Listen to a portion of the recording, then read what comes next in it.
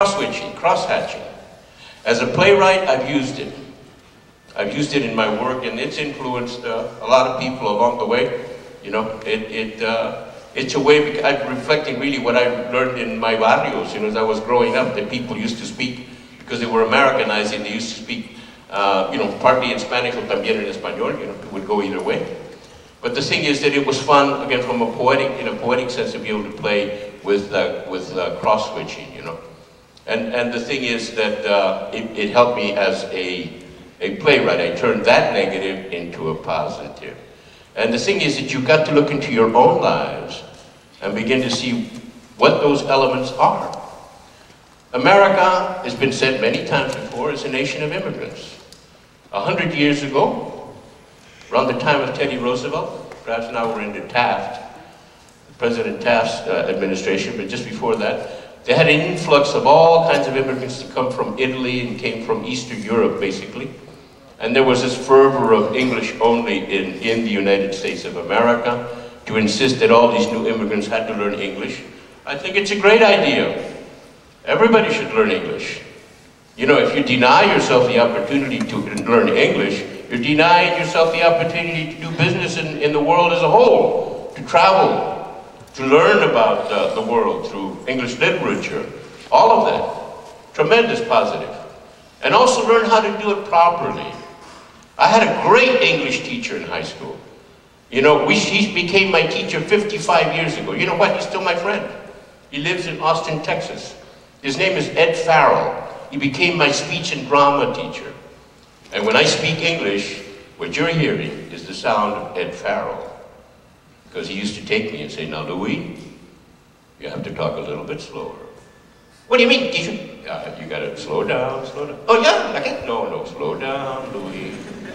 Slow down. Okay. And you know, you've got to learn how to speak English properly. It's through the nose, don't you know? The more nasal you are, the more intelligent you sound. Don't you know that?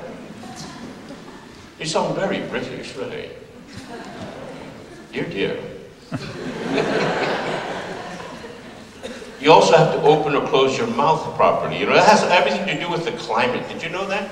That in Europe, up in the northern climes, if you open your mouth, I mean, you're very fortunate here in Phoenix, in Arizona, to be able to open your mouth. Just like any of the southern states in the United States of America, you can open your mouth and you don't catch your death of cold.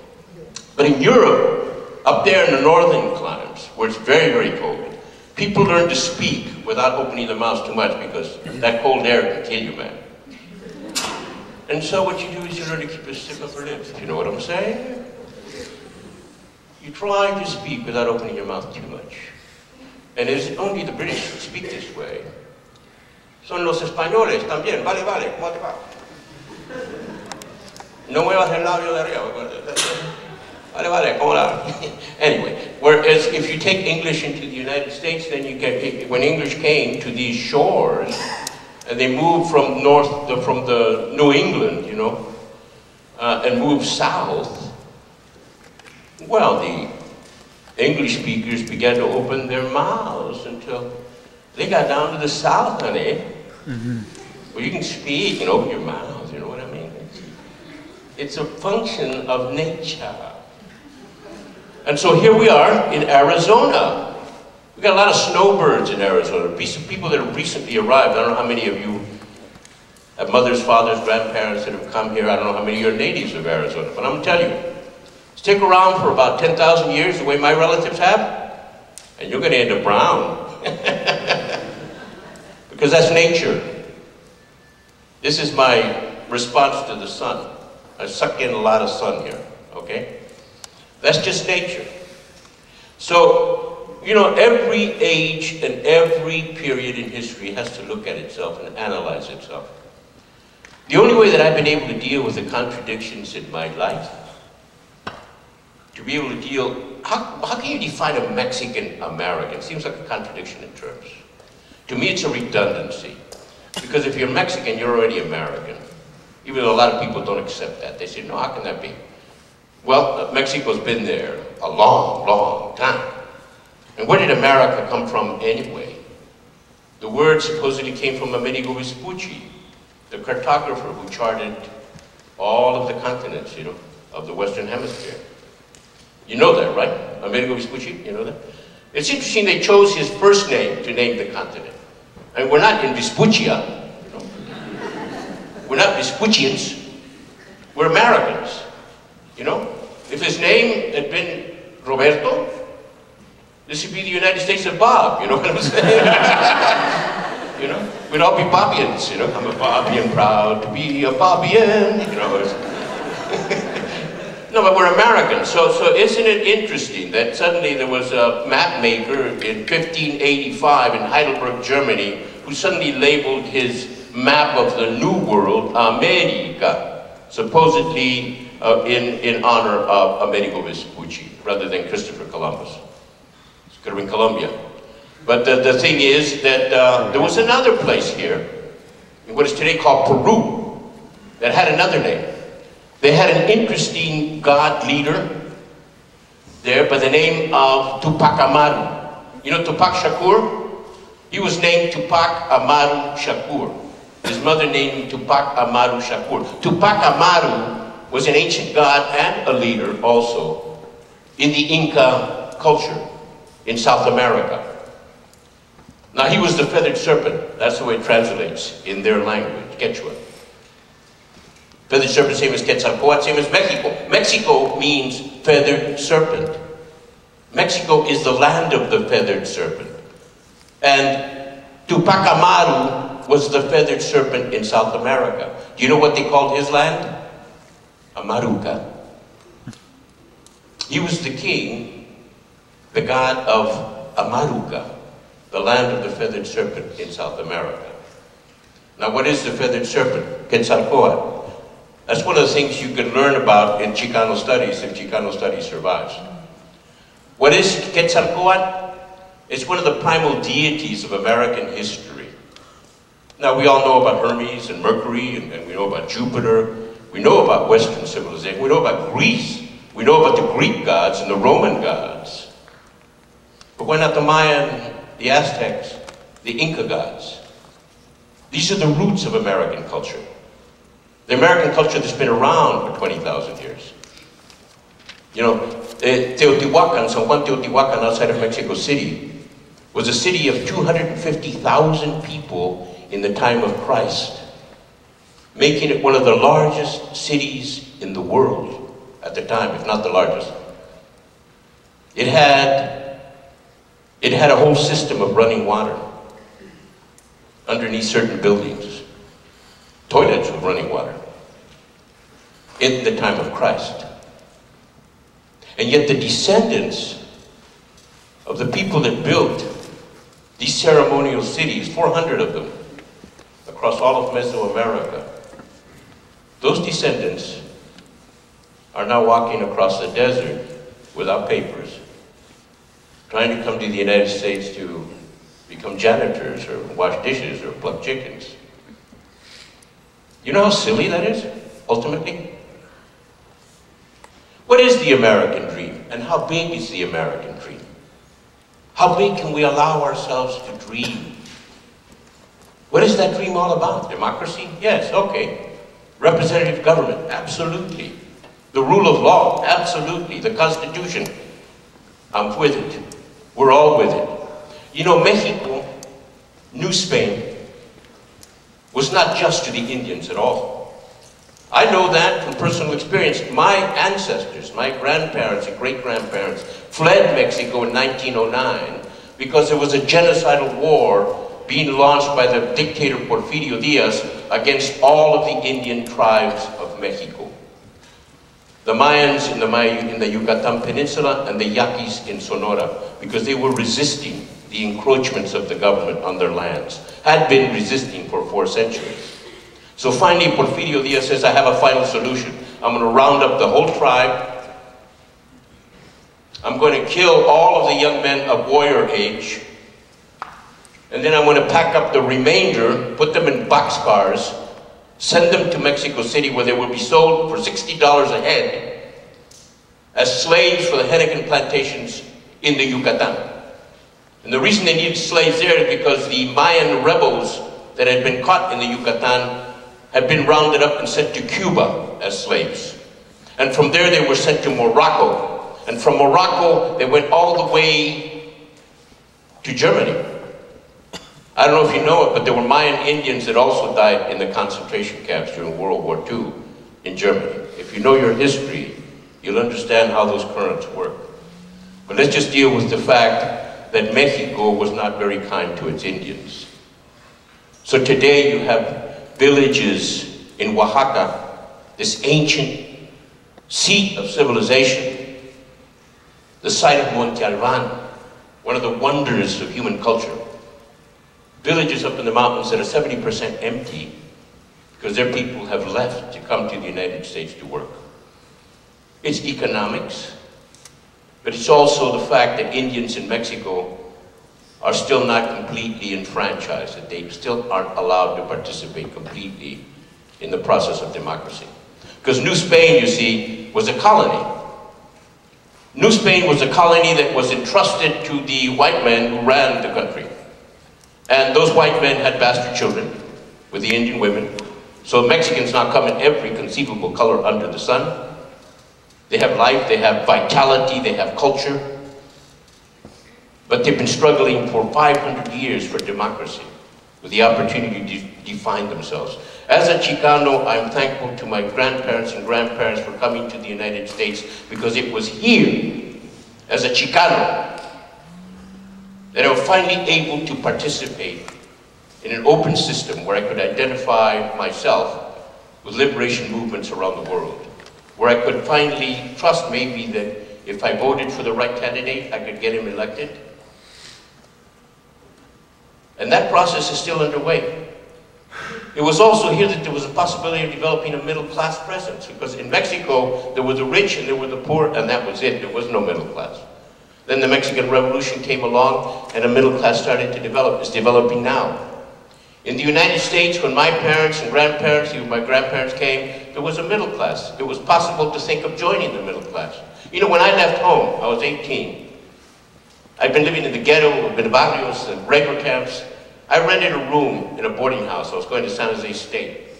You know what my thought was? I'm finally going to join the middle class.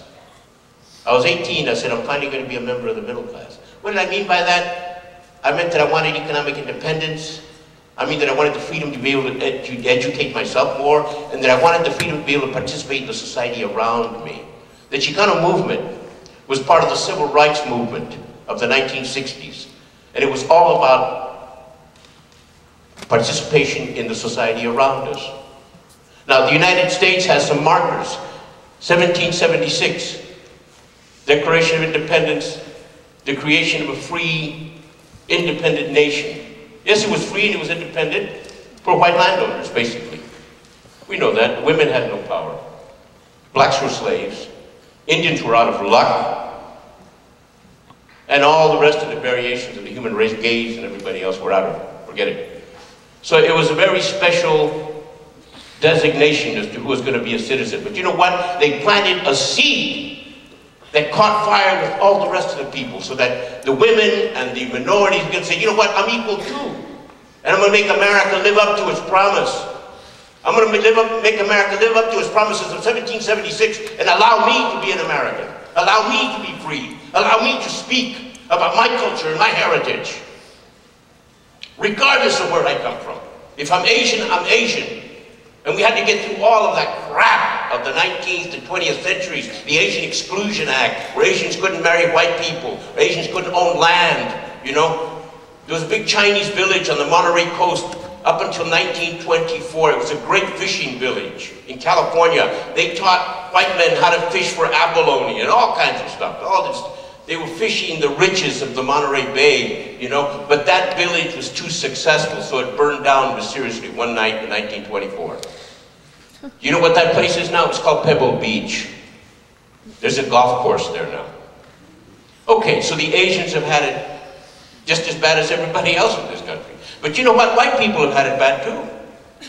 I know something about the history of America. I know that the children of the immigrants have had to struggle to get into the middle class. And just because you're white doesn't mean that it's written, the road is paved for you. You've had to fight to get yourself an education. Because you're the children of immigrants and you're the children of the working class.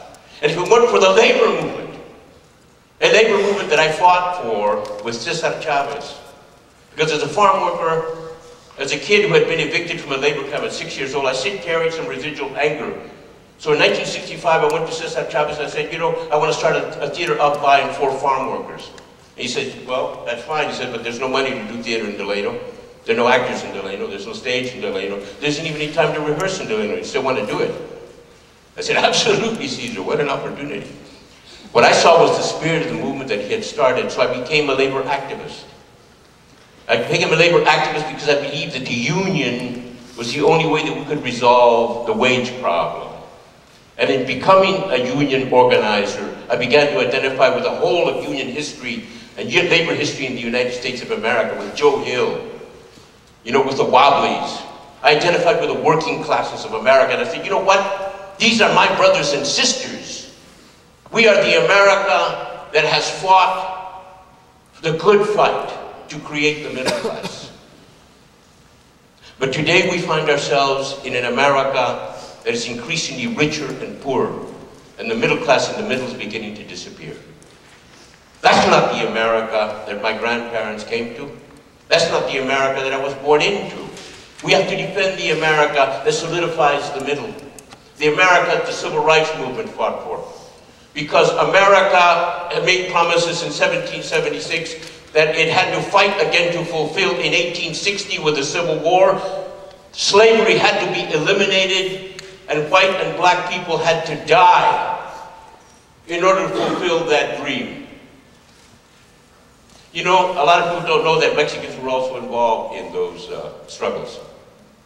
In 1777, the winter of Valley Forge, George Washington reached out for help for two marquis, the Marquis de Lafayette, the Marquis of France, who sent the French Navy to help the American coast, and the Marquis of Sonora of New Spain, José de Galvez, who sent his nephew, Bernardo de Galvez, with an army of Yaqui Indians and Mexican soldiers to the mouth of the Mississippi to defend the Mississippi against the British Navy, and they were successful.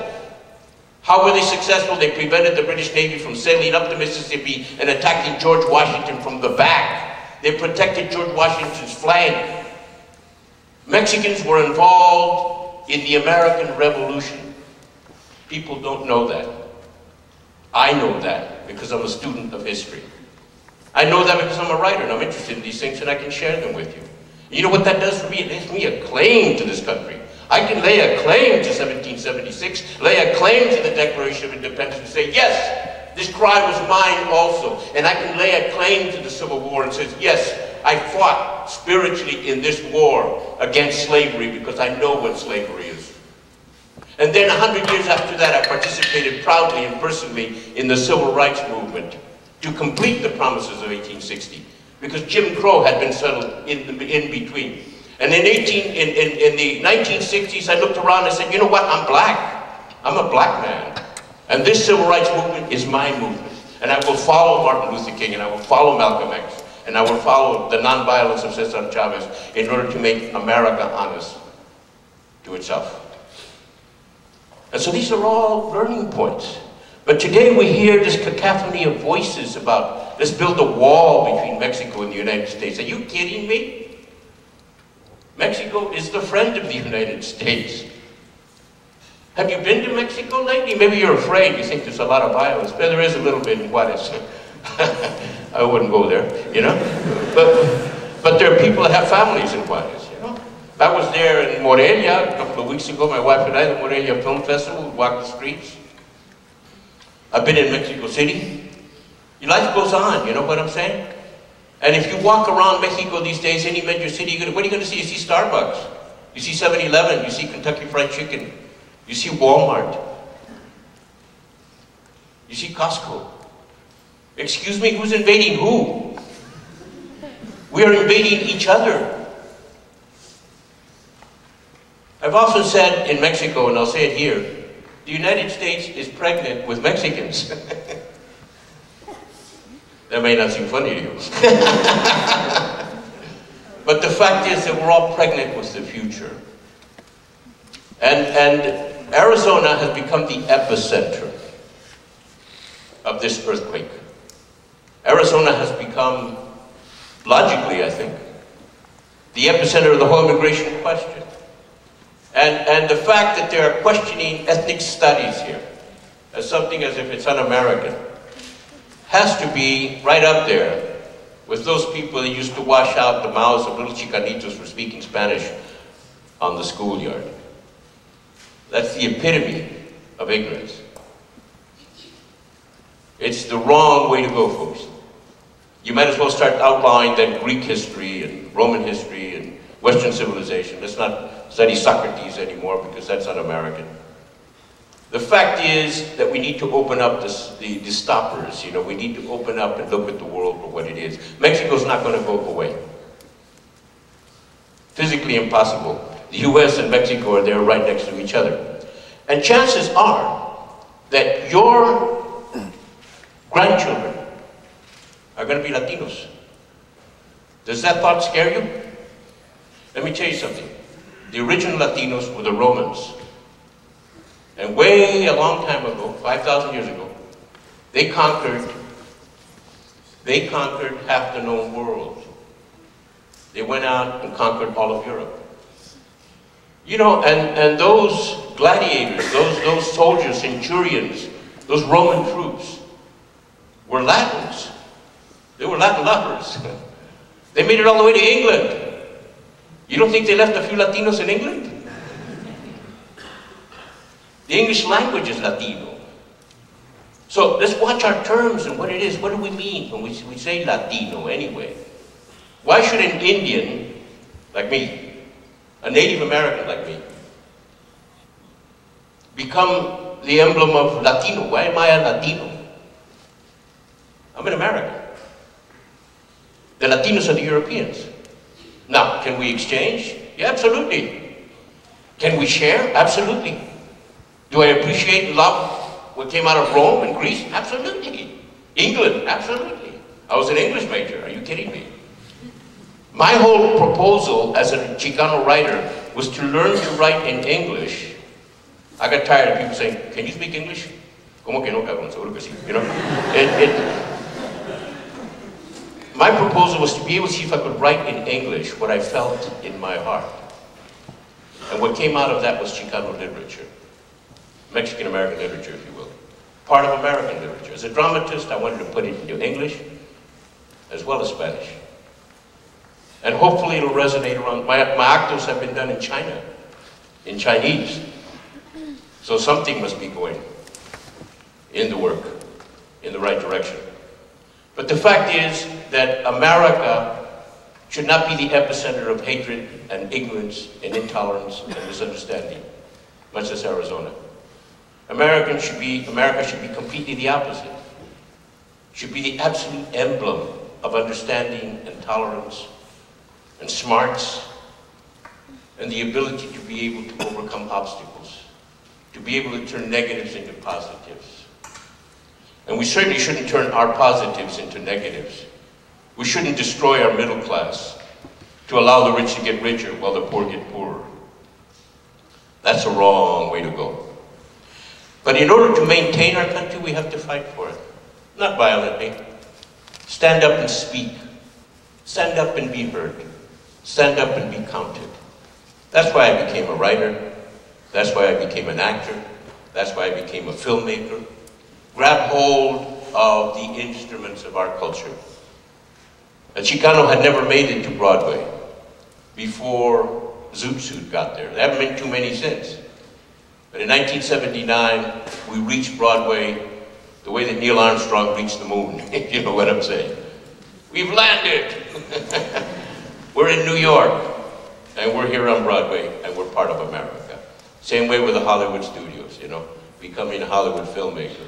It's a game, but at the same time, I'm no different than you. I'm just another brand of American. I'm another twist on an old story. When I look at my children, and look at their grandchildren, their children, and all our grandchildren, I'm saying, you know what, you're part of this legacy that we're all going to share. I want to share a poem with you in 3 languages. That's kind of a way to conclude. It's a poem written by Netzahualcoyotl, the Prince of Texcoco. And at first it is in Aztec, okay? And now this is the Nahuatl language. And so it goes like this. Tleimash tikilamitiakan machinemian moyolo. Iktimuyol sa senmana awikpatik-wika timuyol popoloa. Entlal tikpakanmach titlal tiu. That's Nahuatl, spoken for centuries in America. Spanish. ¿Qué era lo que acaso tu mente hallaba? ¿Dónde andaba tu corazón? Por esto das tu corazón a cada cosa. Sin rumbo lo llevas. Vas destrozando tu corazón. Sobre la tierra, ¿acaso puedes ir en pos de algo? And now in English. What is it that your mind was looking for? Where is your heart? For this you give your heart to everything? You are destroying your heart. Your heart is without direction. On this earth, do you think you can ever go in search of anything and find it? America, find your heart. Find your heart and find the heart of humanity. America, find your heart and find your future. To whom does the future belong? ¿A quién le pertenece el futuro? To whom does the future belong? The future belongs to those that can imagine it. Thank you.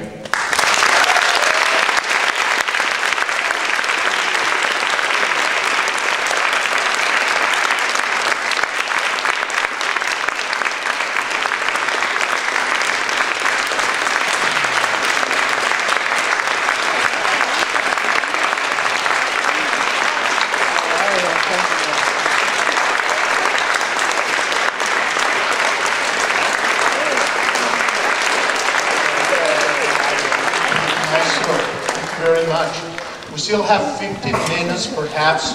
A few of you would like to place one or two questions before we close the program. Anybody in the audience would like to do that?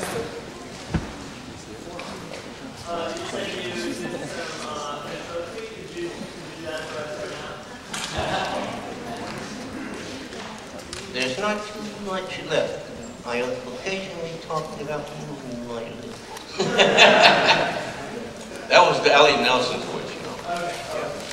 But you know, you need the dummy. Actually, it's a magic trick. You know, it's distraction. You draw people's attention away from your lips, and you're doing the dummy. You know what I mean? But it's a cool way to play when you're a certain age. As you get older, it gets a little embarrassing. So I haven't done that since I was in high school, frankly. You know, but I do that as a playwright now. I have many voices. So every time you break yourself up into the voices of your script, you have to have many voices. So that's what that is. I would love to do voices for a cartoon someday, you know. I think that's fun. That's fun work. Anybody else? Yes?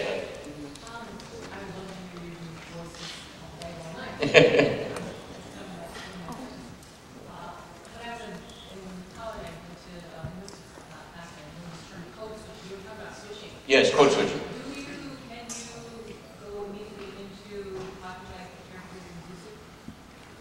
¿Quiere guachar mis trapos? Se sabe que, carnal, estas garras me las planté porque vamos a dejarnos caer un play, ¿sabe? Nel, esto está muy verdolaga. ¿Cómo se me hace que es puro? Well, pues, what's interesting is doing that in Spanish, you know? They go in from the opposite direction. Because caló, the slang that a lot of Pachucos use, originated in Mexico City, but there was also a lot of Spanglish. I had to work with the cast and a translator from Mexico City to be able to find the equivalents. Because here, for instance, a typical Chicano expression is, se le volvió la tapa, mano, se le volvió la tapa. I don't know if you know that. In Mexico City, they didn't know what that was. Because it's a literal translation of he blew his top. Se le volvió la tapa, but they don't know that in Mexico, you know. So it's something else. So it was a very interesting experience just from a linguistic exercise. a poetic, if you will, exercise of playing with language. And the Spanish language is very complicated in the Americas because it's mixed in with so many regional dialects and with so many different ways of saying something that you're saying one thing in the United States, another thing in Mexico, another thing in Colombia, another thing in Chile, and you're using the same words, you know. So it's an interesting game. But from a playwriting standpoint, it's a real challenge, you know, because you want to translate your works in a way that they work well. So who knows what happens to Shakespeare, you know what I'm saying? When they go into all these different languages. Anyone else? Yes? I'm originally from Salinas, California. Salinas, orale, Salas. I know a lot about the Teatro Campesino. I try to go out there whenever I'm out in Wonderful. California. But I'm really interested about the origin and how you went from the idea to actually making it happen and getting the campesinos to buy into the power of theater as a form of expression. That's number one. And the other is that I get the feeling that a lot of people have a passion, but they're too afraid to follow it. So what advice do you have to those people as well who have already identified it, but it's definitely not the sure thing, right? It's a harder decision to make. It's a riskier decision to make.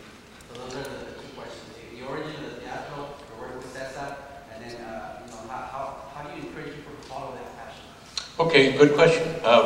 Actually, in terms of, I've always liked one of my favorite sayings from Ralph Waldo Emerson, which I studied against an English major. Do the thing and you shall have the power.